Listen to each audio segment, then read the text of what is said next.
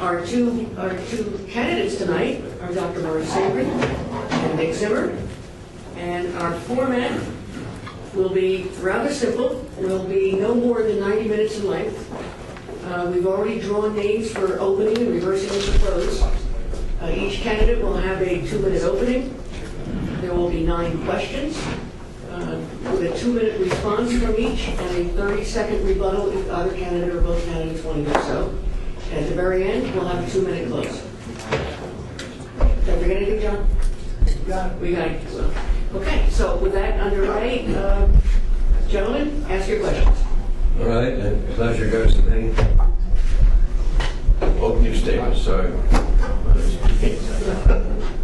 Thank you very much. I wanted to thank the press and Stockton College for hosting this event. This is the 4th debate that the Republican candidates have had in the month or so since I've been in the race. And it looks like we're going to have 7 so far. I think it's just terrific that we have so many. And the reason I'm glad that we have this opportunity is so you get to see us side by side and hear what we think about New Jersey and how we can serve it. I love this state. Our people are tough. They're optimistic. New Jerseyans can thrive under any conceivable circumstances, but right now New Jerseyans are having a hard time making ends meet because of high gasoline prices, high food prices, the mortgage crisis.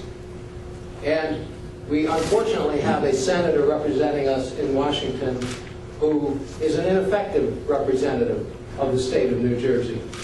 Senator Frank Lautenberg stands for the discredited pork barrel policies of the past. When he ran in 1982 for his first term, he criticized the fact that New Jersey ranked 45th out of the 50 states in what we get back from our tax dollar.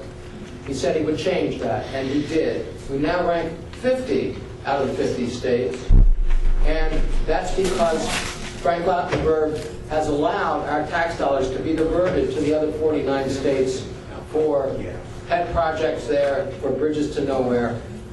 What I stand for and what I will accomplish as your United States Senator is keeping your money in your own pocket in the first place so that we can make New Jersey a more affordable place and a better place to live for New Jersey families. Thank you. Dr. Sabrin?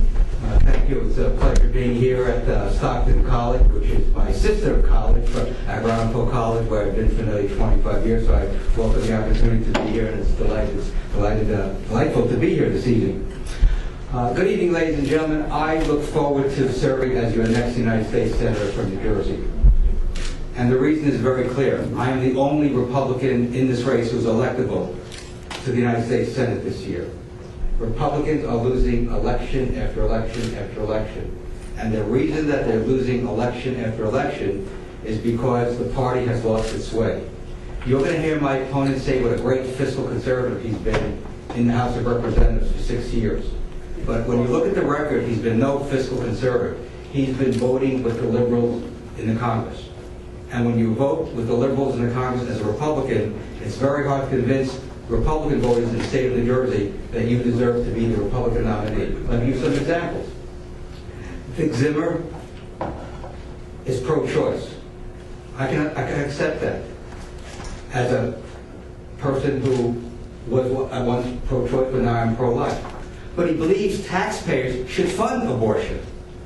Think about that now. There are people who have a moral objection to abortion, yet he's voted consistently to pay for abortion with your tax dollars. That's morally reprehensible. The reason I became pro-life is because I was convinced that life begins at conception and that no one has the right to destroy human life. That's clear to me. He's also voted for the Family Leave Act, which puts tremendous burden on small businesses, unpaid Family Leave Act, in 1991. He's also voted to fund the NEA, the National Endowments for the Arts, which funds a lot of anti-Christian, anti-religious works of art, so-called works of art. That is unacceptable. The government should not be subsidizing works of art which hurt the conscience of people. So I will be explaining this evening. I will let you know why I am the best Republican candidate for the United States Senate. And with your help, we will finally get a Republican elected to the United States Senate. Thank you. John, what was the first question? First question goes to Congressman Zimmer. Was the decision to go to war in Iraq correct? Do you agree with Republican presidential candidate John McCain's plan to continue the current effort there?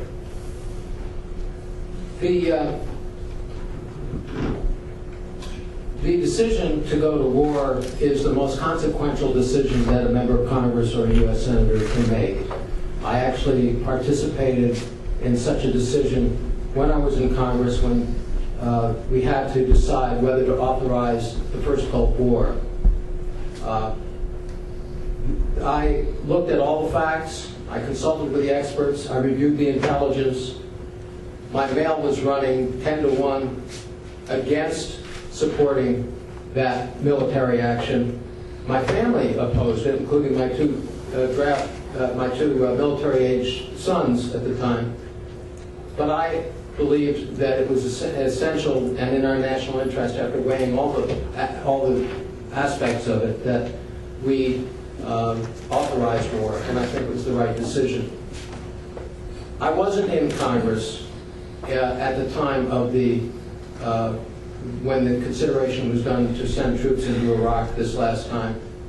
And I can tell you that had I been, I would have gone through, as I had in the vote that I did take in Desert Storm, all the facts, all the intelligence, and weighed this very, very carefully.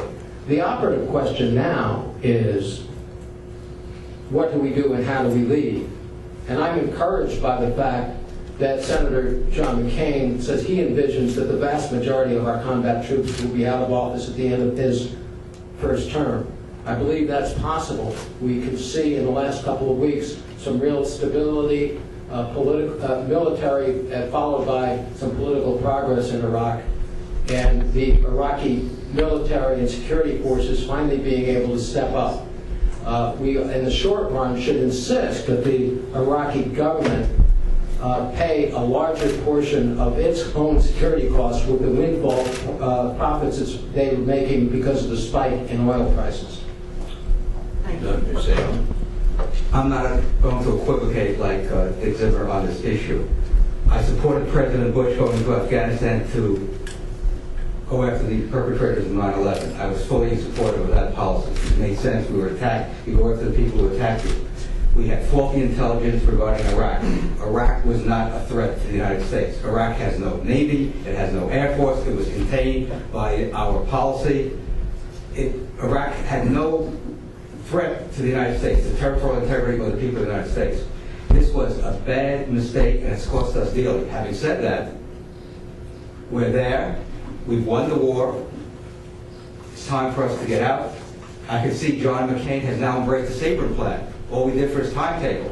I said, let's get out by September 2010. The Iraqi people have voted for a government. That government's in place. It has tremendous oil revenue, $133 a barrel, 2 million barrels a day that they're pumping. That's a lot of money that they can go and shore up their military, build up their infrastructure, and have their own country back. The Iraqi people have to step up to the plate and make sure that their national security is protected by Iraqis, their internal security is protected by Iraqis, and we should not equivocate on the issue of war and peace. If there was a war of a declaration of war, that's one thing, but this war was done in a way that should not be done according to the Constitution. There was no declaration of war. We spent nearly $600 billion. 4,000 troops are dead. Tens of thousands are maimed.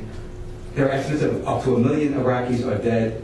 This policy, if we had followed a prudent policy of negotiations, we would have been in much better shape than we are today. So I say the difference between Dick Zimmer and me is very simple. I would never have voted for a proposition based upon a false premise, which is what happened in Iraq.